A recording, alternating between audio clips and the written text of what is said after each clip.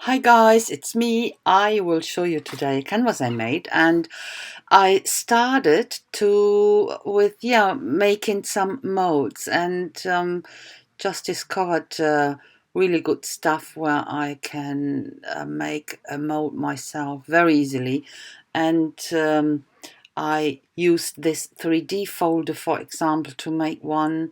And in the past I've done that with paper clay and pressed it into the 3D folders there, but now I made the molds, and that's so much better. And I use this stuff. You have to use two equal sized bits and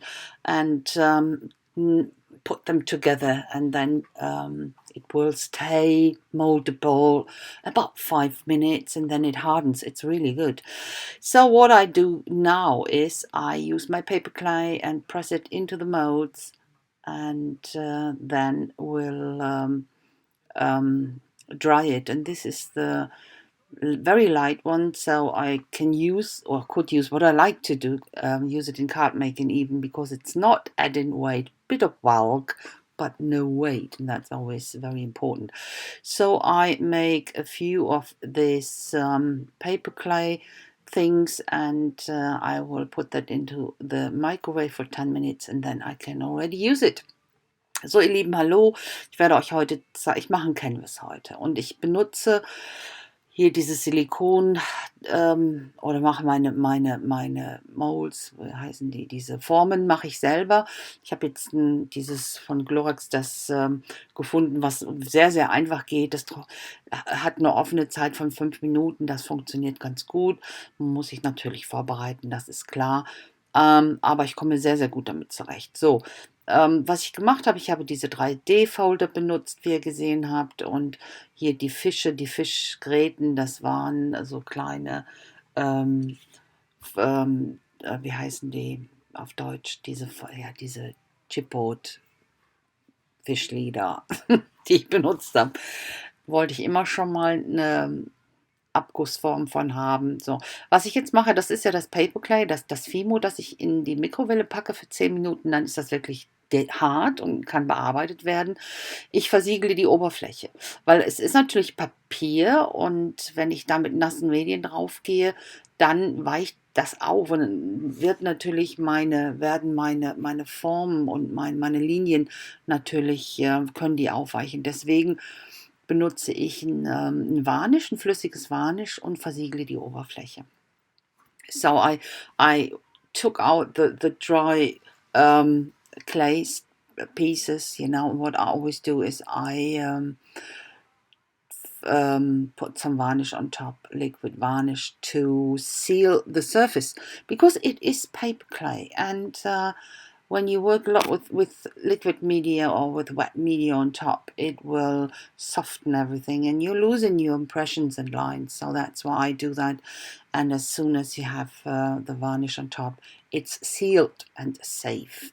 So this is not a canvas, it is a wooden thing. It's wood, it's quite nice, and I cover it completely with crackle paste, and I press, supported of course with gel medium to make sure that it really stays put.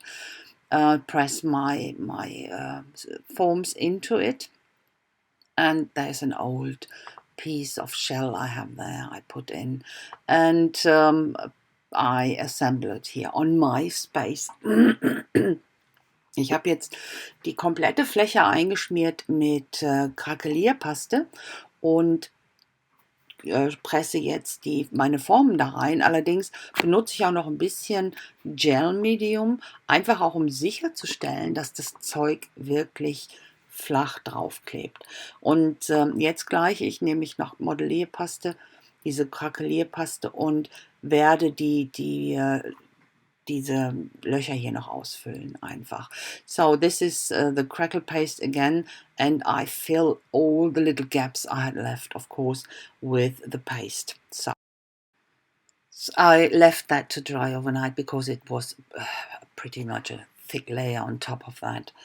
But after it dried, I started to use some gesso on the mold or the paper clay parts, because I work with jelly or with gel medium on top. It was very slick, so I put some white gesso on top just to get some tooth back, you know.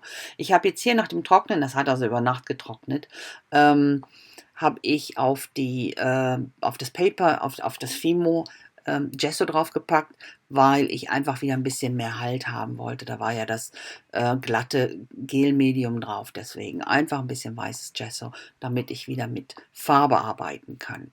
Und für die Crackle, die ich jetzt noch ein bisschen intensivieren wollte, nehme ich hier schwarz und Dingens Medium, Glazing Medium, 1:1 und packt das drauf. Sieht jetzt ein bisschen, was macht sie denn da aus? Aber vertraut mir, das arbeite ich so richtig schön in die Crackle, also in die Risse ein. You know, I'm working here with a glazing medium and black paint 1:1, mix it, and then I really work it absolutely into this crackles, you know, that they're staying in the crackles, and I have to wait a tiny bit. And then I cover everything, and then after it shouldn't be dry, because I will remove everything from the surface, or as much as I could. There will always stay a bit of a black shine, or yeah, tiny bit of black, but most of the stuff is in the crackers where I want it. You know, ich habe das jetzt mit dem Baby Wipe, entferne ich das jetzt oder so viel wie möglich, aber nur von der Oberfläche. Alles, was in den Rissen ist, das will ich natürlich behalten. Das ist eine Menge Arbeit. Das kostet Zeit und Kraft. Aber es lohnt sich, weil die Risse sind wirklich wunderbar zu sehen, dann egal was du da oben drauf machst. You know, it's time consuming and really exhausting work to get the black off again, but only from the surface, of course.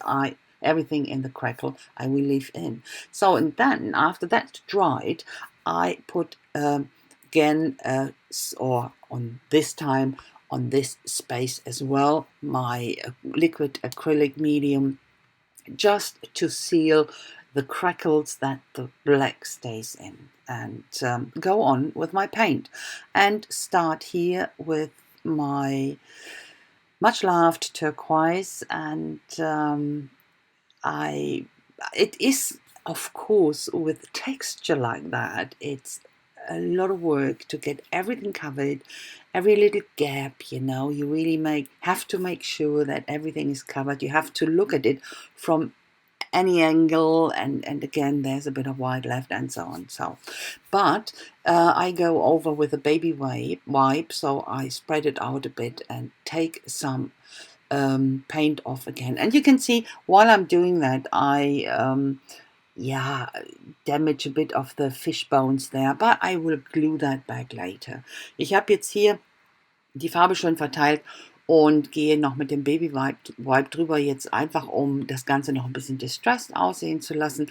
Dabei geht das ein oder andere Teil an der Gräte kaputt, allerdings kann ich das wieder gut kleben, das sieht man dann hinterher nicht mehr. Das macht nichts, solange man das wieder gut festklebt, funktioniert das im Prinzip. Wäre es auch nicht schlimm, wenn sie fehlt, weil es ja meine Absicht war, mehr so was Fossiles zu machen. Und die sind ja nicht immer unbedingt intakt, aber ich klebe die jetzt einfach normalen Kleber, wie ihr hier seht. That's my repair. Just fix it here to get all the fish bones back. I rubbed off actually. And as I said before, it really doesn't matter, because I wanted to have this distressed look anyway, like fossils, and it doesn't matter really if there is a fish bone missing or not. And so of course I wanted to have more depth and dimension in, so that's why I use the dark blue here and put it into the gaps that it gives me the depth I'm after. Ich habe dann hier in den ganzen Tiefen mit dem dunklen Blau gearbeitet, weil ich einfach noch mehr Tiefe und Dimension da reinbringen wollte. Das ist natürlich schon 3D, aber so wirkt das natürlich noch dimensionaler und einfach schöner. Darum gehe ich hier mit dem Blau auch hier um die Muscheln, um die Nautilus, auf dem auf diesem, was ich embossed habe, von diesem Embossing Folder, um die noch ein bisschen besser herauszuarbeiten. So, das wird allerdings alles noch so ein bisschen sich ändern, weil ich hatte natürlich schon was im Kopf, worauf ich hinaus wollte. Und ja, ich mache jetzt erstmal ein bisschen Gesso auf die Fische, weil ich eine andere Farbe drauf packen will. Und das deckt dann einfach besser, wenn ich erst eine Schicht Gesso drauf packe. I'm putting a layer of gesso here back on the fish bones, and I will put it on the shells as well, because I wanted to have a different color on top, and it covers so much better when you first use a layer of gesso. And yeah, I will change my mind with the colors a few times, because of course I had an idea in my mind what I was after, and the colors I used, yeah, that wasn't really working for me. You will see at the end. You will see, and I'm using different reds and oranges here on all the shells and the little starfish. But yeah, it was okay and it worked, but not with the idea I had. So that's what I had to, ja, I had to change it again. Ich habe dann hier mit der Farbe angefangen und also generell hat mir das mit dem Kontrast, mit dem Rot gut gefallen und auch mit dem Orange auf den Muscheln und auf dem, wie heißt denn jetzt, Starfish? Seestern. Hat mir das ganz gut gefallen, aber das war einfach nicht der Effekt, den ich haben wollte. Und das sah einfach zu nett aus. Und ich wollte es nicht nett haben. Ich wollte es einfach schäbig haben. Und für mich ist das einfach, ja, das, was ich habe dieses Bild Remains genannt. Und Remains, das ist was überbleibt. So der klägliche Rest oder, ja, kann man schon so sagen. Das ist das, was übrig bleibt, wenn wir so weitermachen, einfach in den Meeren. Und das sollte brackiger aussehen und stinkiger und das sah einfach zu schön aus mit der Farbe. Und darum habe ich mich dann entschlossen, das Ganze auch jetzt erstmal wieder mit Gesso zu überdecken und dann weiterzumachen. You know, my idea I had was to have this, yeah, I actually, the title of this painting is Remains, and my idea was that this is what is the remains when we're still going on like we do with our seas, you know, that we have this stinky, dead seas everywhere, and with a color that looked far too healthy and too nice, and that's not.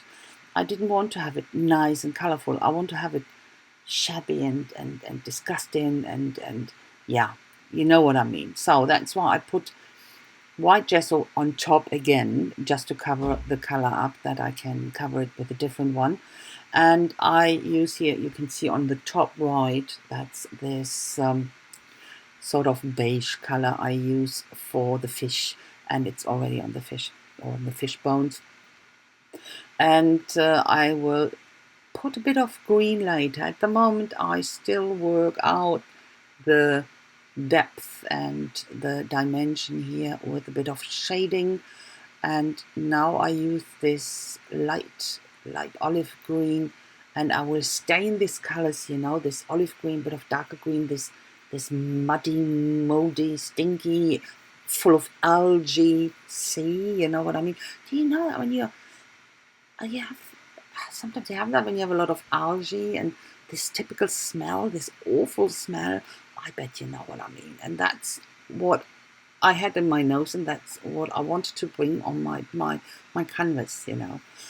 And that's why I thought greens, you know, the bit of beige and white and greens, and that's perfect for that. And yeah, so dab in here a bit of the darker green. First I use the light green, and then I will use the darker green and put that on my fish bones hier. Ich habe dann hier nur noch mit den grünen Tönen gearbeitet, mit dem hellen Oliv und dem dunklen Grün, das ich dann auf die Fische bringe, einfach um dieses, ja, veralkte Wasser. Ihr kennt das ja sicher auch, wenn ihr schon mal am Meer seid und wenn das so stinkig ist. Boah, so die Algen überall. Boah. Ja, ihr wisst, was ich meine. Und genau das hatte ich im Kopf und das wollte ich einfach auch darstellen. Und dann werde ich zum Ende hin ja ein einziges buntes Teil draufbringen. Einfach, das ist dann mein kleiner Fisch Hope. Ja, ihr werdet noch sehen. So, aber weiter mit meiner Farbe hier, mit meinen Fingern drüber. Was ich allerdings dann auch noch mache, ist, ich benutze hier das Gilding Wax in Silber, einfach weil es ist natürlich Wasser und Wasser reflektiert und das finde ich, ähm, kann man mit der silbernen Gilding Wax ganz gut machen. You know, I use the gilding wax here on top in silver just to show the reflection of water. It's still water and it has some reflection, so that's what I wanted to show. So I now have still some of this fish, and I made it with this paper clay as well.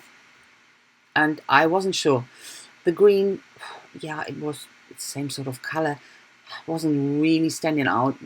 And I wanted to have it stand out because this is my little fish called Hope, and that will be the only one colorful in there. And I will paint it here. You can see that in bright red, and that goes on top of the canvas, and I will glue it there. And as I said, that is my little fish Hope. And yeah, I'm still hoping, so I'm not giving up. Okay, a bit of gilding wax on my fish, and that's it. You will soon see the close-up. First of all, I glue it down, and I use 6,000 for it.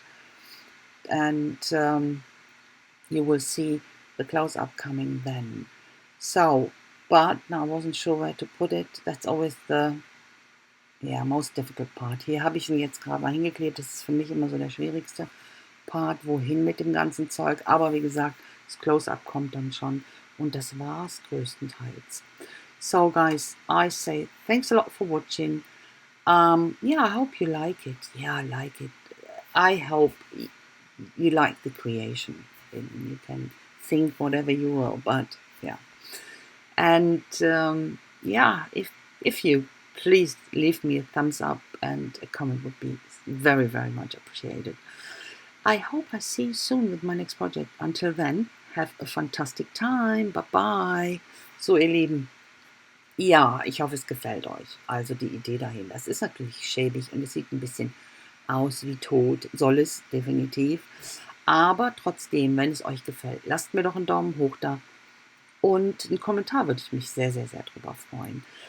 Und ich hoffe, ich sehe euch ganz bald wieder mit meinem nächsten Projekt. Und bis dahin wünsche ich euch eine ganz, ganz tolle Zeit und bleibt kreativ. Bis dann, macht's gut, ciao, ciao.